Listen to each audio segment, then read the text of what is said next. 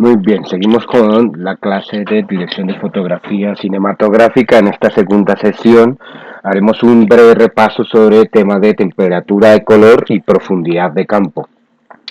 Recuerden ustedes que en algunas clases durante esta materia vamos a hacer repasos de temas que ustedes ya han visto en otras sesiones, en otras clases, en semestres anteriores, pero que llegado a este punto es necesario que recordemos, con lo cual serán temas que veremos en mi clase muy por encima. Les invito que si no tienen algún concepto, alguna idea, si no la tienen clara y si con lo que vemos en clase no alcanza a quedar completamente entendido, repasen por favor, acudan a internet, acudan a sus notas, acudan a sus archivos y lo repasen de cara a las actividades que tendremos en nuestra materia de dirección de fotografía.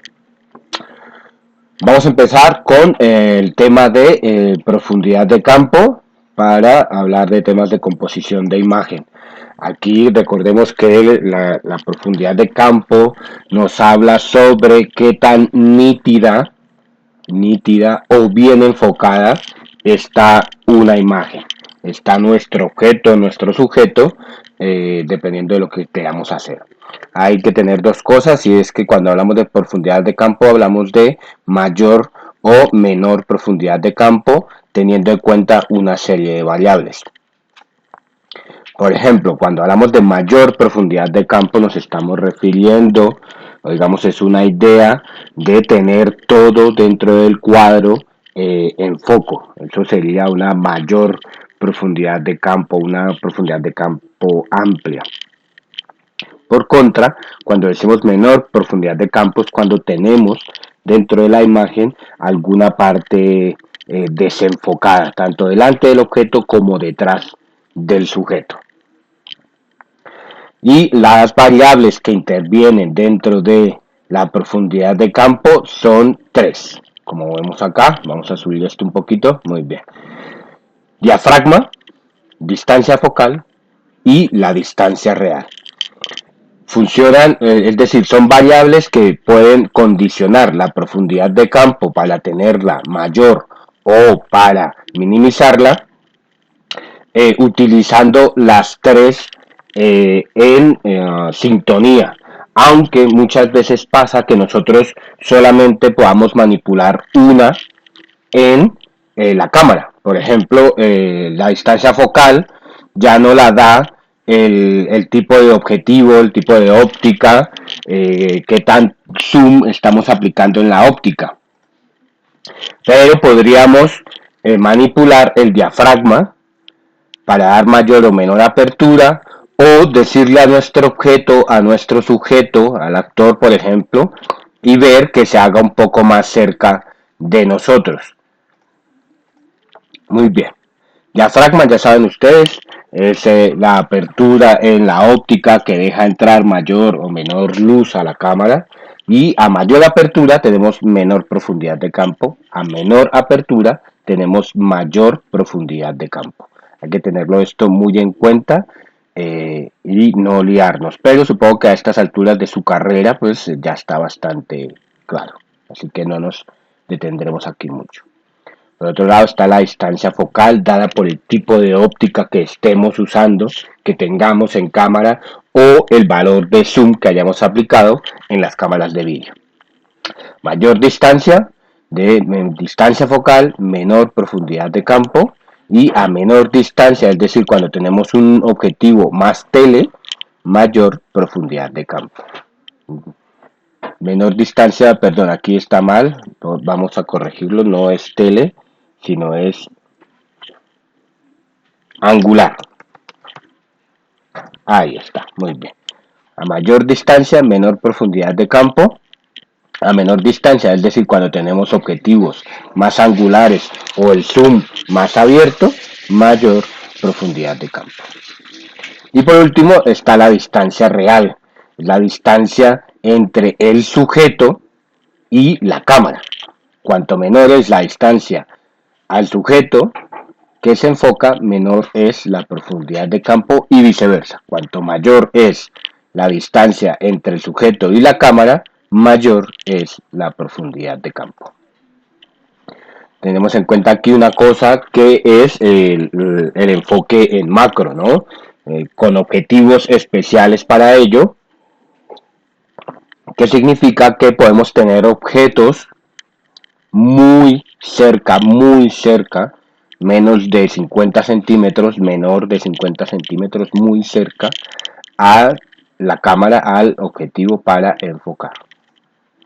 Muy bien, profundidad de campo, no olvidemos estas variables que siempre estamos jugando con ellas. Como directores de fotografía, como operadores de cámara, siempre estamos jugando con estas tres variables para dar mayor o menor profundidad de campo y para obtener un look mucho más cinematográfico en nuestras producciones audiovisuales.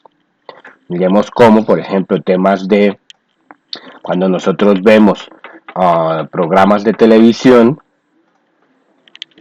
o productos televisivos, no tienen un manejo muy profundo, bueno, un manejo muy especial de la profundidad de campo. Vemos mucho más, manejan mucha más mayor profundidad de campo en sus productos audiovisuales. Por contra, el cine intenta siempre sacar el máximo provecho a la menor profundidad de campo que puedan obtener.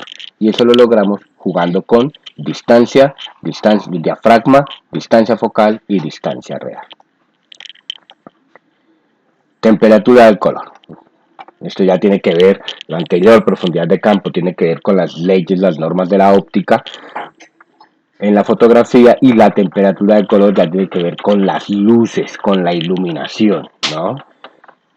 Ya sabemos que temperatura de color es la dominancia de alguno de los colores del espectro lumínico sobre los demás y que están dadas en kelvins, pero hay algunos autores, algunos directores de fotografía, algunos profesores que también la nombran en grados Kelvin.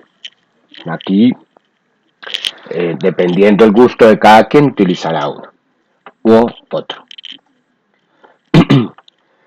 Como dije antes, esto va muy por encima, se supone que ustedes ya lo vieron en clases anteriores, en semestres anteriores, así que va muy por encima, con lo cual ténganlo en cuenta. Grados Kelvin, ya sabemos por norma, por ley, que los 5600 grados Kelvin es esa luz neutra blanca de exterior día soleado, que es a partir del cual empezamos a jugar nosotros. Hacia abajo, hacia los 3200 grados Kelvin, es esa luz cálida de interior noche, por ejemplo, que tiene ese tono rojizo, digamos, un color rojo. Y por contra, hacia arriba de los 5600, llegando a los 7000 grados Kelvin o más, tenemos esa luz que denominamos fría, de sombra, de noche, esa luz azulada que vemos en las producciones audiovisuales. Recuerden que esto también tiene que ver mucho con el tema de la psicología del color, con el tema de la teoría aditiva y sustractiva, con temas de estos para poder jugar nosotros de cara a realizar nuestra propuesta estética. Muy bien. Para esto podemos manipular dos cosas. La primera, pues obviamente las luces, ¿no? Tenemos una luz, yo que sé, que nos da un HMI, por ejemplo, que nos da una luz de 5600 grados Kelvin y queremos convertirla a 3200, pues utilizamos filtros que algunos operadores también llaman gelatinas de conversión, para poder llegar con esa luz a la temperatura que nosotros queremos. Eso por un lado. Por el otro podemos tener directamente una luz. Hay una luz, por ejemplo, la luz es 650 de 650 kilovatios, nos dan una luz muy cálida, cercana a los 3200. Ahí ya tenemos esta luz cálida directamente. No tendríamos que utilizar filtros o gelatinas de conversión, que son los 7O, los 7B, ustedes ya lo saben. Por contra, también está que podemos tener una luz que nos da una temperatura de color de 3200 grados Kelvin y queremos convertirla a una luz neutra, pues utilizaríamos un filtro CTB para enfriarla, entre comillas, y intentar llegar a los 5600. Intentar llegar. Para esto también hay un aparatico que es muy común en las producciones cinematográficas que se llama el termocolorímetro. Como su nombre lo indica, es el aparato con el cual se mide la temperatura de la luz. Termocolorímetro. Incluso su forma es muy parecida al fotómetro.